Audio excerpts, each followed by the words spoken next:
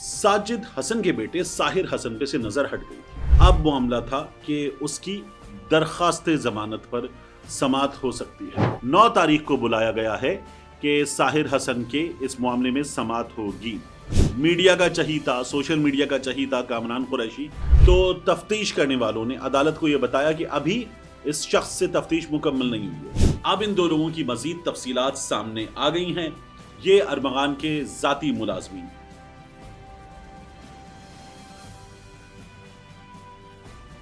मुस्तफ़ा आमिर कत्ल केस में एक और किरदार हमारे सामने था। वो किरदार था साहिर हसन का। बातें अरमगान के जराइम, अरमगान की मनी लॉन्ड्रिंग, अरमगान की दौलत के लिए अरमगान के किए गए कारनामे, उन सब की वजह से अरमगान और मुस्तफ़ा आमिर के गिर्द घूमती रही हैं। साजिद हसन के बेटे साहिर हसन पे से नजर हट गई थी। साहिर हसन को पेश किया गया अदालत में और साहिर हसन को अदालत में पेश करने के मौके पर अब मामला था कि उसकी दरखास्त जमानत पर समाअत हो सकती है। साहिर हसन ये कहता है कि उसके पास से कुछ बरामद नहीं हुआ। जो बरामद हुआ वो उसकी गिरफ्तारी के बाद पुलिस उसके घर से निकालने का दावा कर रही है। तो घर से कुछ बरामद नहीं हुआ है, ये उसका दावा है। वो ये भी कहता है कि वो पहले मुनशियात का कारोबार करता रहा है। एक इंटरव्यू में उसने ये तमाम चीज़ें बताई हैं। इनका मकसद क्या हो सकता है? इन तमाम चीज़ों का मकसद ये हो सकता है कि साहिर हसन को जब ये नज़र आ गया है कि वो मुकम्मल तौर पर फंस चुका है, मुस्तफ़ा आमिर बेबी सा था, बच्चा सा था, तब ताल्लुक था, ये वो इंटरव्यू में मान चुका है। बाबर सलीम ने इंटरव्यू किया था अपने किरदार के हवाले से कि वो मुनशियात मंगवाता था, मान चुका है। अपने इस किरदार के साथ साथ वो ये भी मान चुका है कि उसके वालिद के मैनेजर का एक किरदार था, पैसे वहां आ रहे थे, ये भी उसने मान लिया। उसके दीगर साथी थे, वो ये भी मान चुका। लेकिन अब वो भी और उसके वालिद अदाकार साजिद हसन भी ये होप कर रहे थे कि उसे जमानत मिलेगी। हाई कोर्ट में जमानत की समाअत थी 2 रोज पहले, तो तब ये कहा गया कि मुतल्लिका अदालत से रुजू किया जाए। साहिर हसन को पेश किया गया और वहां हुआ ये कि तफ्तीशी पेश नहीं हुआ। जी हाँ, तफ्तीशी के पेश ना होने पर अदालत ने इजहार बरहमी किया।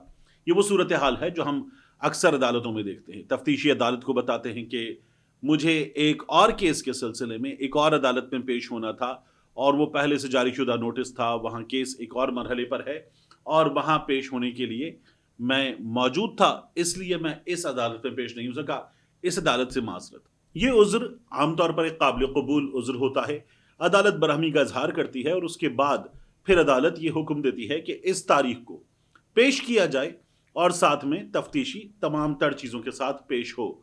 तो अब पुलिस को नोटिस कर दिया गया है और साथ ही साहिर हसन को अब 9 तारीख को बुलाया गया है कि साहिर हसन के इस मामले में समाअत होगी। तो ये पुलिस टैक्टिक्स भी कहलाती है। इस केस में हमें नहीं मालूम कि अभी हकीकी तौर पर सूरत हाल क्या है, लेकिन अदाकार साजिद हसन के बेटे ये बड़े लोग होते ना, इन्हें भी अंदाज़ा हो कि एक आम आदमी के साथ इस निज़ाम इंसाफ में क्या गुजरती है, किस तरह से ये निज़ाम इंसाफ काम करता है। तो साहिर हसन साहब, उनके केस में अब तारीख हो गई है 9 अप्रैल की। उन्हें पेश किया गया। जब वो पेश हुए तो उन्हें जाहिर है कि जेल पुलिस लेकर आई। तफ्तीशी को नोटिस था, तफ्तीशी को पेश होना था, वो पेश नहीं हुआ है और अब साहिर हसन वापस जेल भेज दिए गए हैं। उनके केस में ये हुआ। दूसरा, कामरान कुरैशी, मीडिया का चहीता, सोशल मीडिया का चहीता कामरान कुरैशी, जो मुसलसल हेडलाइंस लेना जानता है, number of I balls attract करना जानता है, वो कामरान कुरैशी अब उससे तफ्तीश का मामला था, उसको पेश किया जाना था और उसका रिमांड खत्म हुआ था। उसका रिमांड खत्म होने पर जब उसकी पेशी का मामला आया तो तफ्तीश करने वालों ने अदालत को यह बताया कि अभी इस शख्स से तफ्तीश मुकम्मल नहीं हुई है। इससे असलहा बरामद हुआ है, इससे मुनशियात बरामद हुई है और ये अपने बेटे के जराइम में भी शामिल है, तो हमें मजीद तफ्तीश करनी है। अदालत ने यह दरख्वास्त कबूल की और अब कामरान कुरैशी को 10 अप्रैल को रिमांड मुकम्मल होने के बाद पेश किया जाएगा दोबारा अदालत के रूबरू।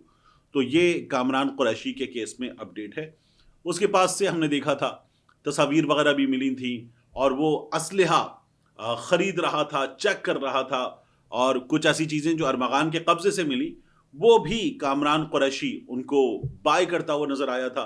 तो ये कामरान कुरैशी का शरीक जुर्म होना भी बनाता है। कामरान कुरैशी से वेपन भी मिला और कामरान कुरैशी से इसके साथ साथ मुनशियात भी मिली, तो कामरान कुरैशी भी अभी अंदर है, कानून की गिरफ्त में है। इसके बाद मुस्तफ़ा आमिर केस का मरकजी किरदार अरमगान, उसके जो साथी हैं उनके हवाले से अब चीजें तेजी के साथ सामने आ रही हैं। हमने इससे पिछली वीडियो में जब आपको बताया कि किस तरह से अरमगान ऑपरेट कर रहा था, वो 40 बेनामी अकाउंट, उन बेनामी अकाउंट से अरमगान के अकाउंट में आने वाला पैसा, और वो 4 अकाउंट जो अरमगान के 3 मुलाजमीन के थे लेकिन इस्तेमाल अरमगान कर रहा था, उनके कार्ड्स अरमगान के पास थे, उनके पिन अरमगान के पास थे और उनकी चेक बुक्स अरमगान के पास थी। तो उन अकाउंट्स में जो कुछ भी आ रहा था वो सब हैंडल अरमगान कर रहा था। उन्हीं में से 2 लोग, अब इन 2 लोगों की मजीद तफसीलात सामने आ गई हैं। ये अरमगान के जाती मुलाजमीन रूपोश हुए, इनकी तफसीलात आई हैं। इनमें एक है रहीम बख्श और दूसरा है अब्दुल रहीम। ये अरमगान के जाती मुलाजमीन। जरा ये बताते हैं कि ये रूपोश हुए, इन दोनों का ताल्लुक है जनूबी पंजाब में बहावलपुर से। अब्दुल रहीम और रहीम बख्श, इनके नाम पर 6 सिम्स रजिस्टर्ड हैं और रहीम बख्श के नाम पर रजिस्टर्ड एक नंबर ये इस्तेमाल कर रहा था अरमगान। तो अरमगान का शनाख्ती कार्ड ब्लॉक था जो वो गिरफ्तार हुआ था मुनशियात के मामले में। तो ना ये अपना अकाउंट ऑपरेट करता था, ना ये अपनी सिम ऑपरेट करता था। ये सिम ऑपरेट कर रहा था रहीम बख्श की।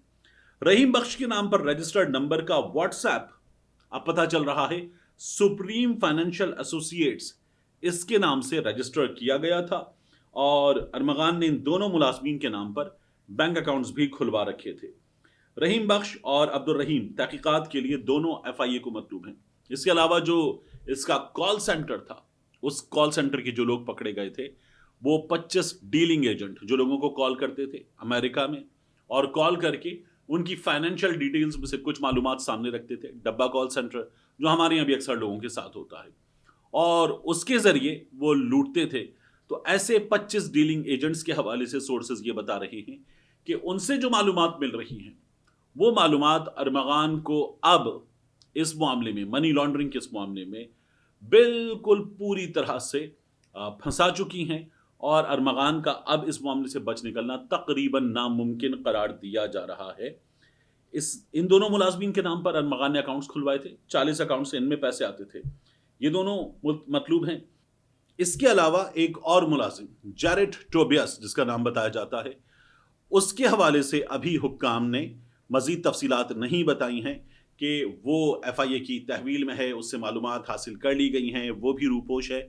लेकिन इन दोनों के हवाले से मजीद मालूमात हमारे सामने आ चुकी हैं।